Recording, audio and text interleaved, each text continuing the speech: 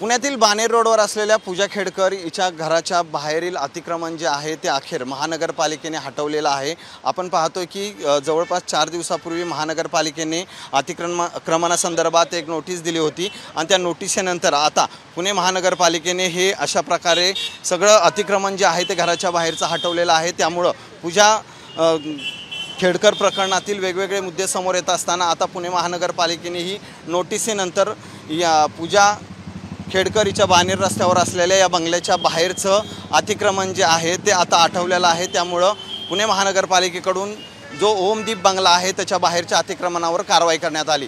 Cameraman सुमितसह Sachin Jadhav, Saam TV news, Pune.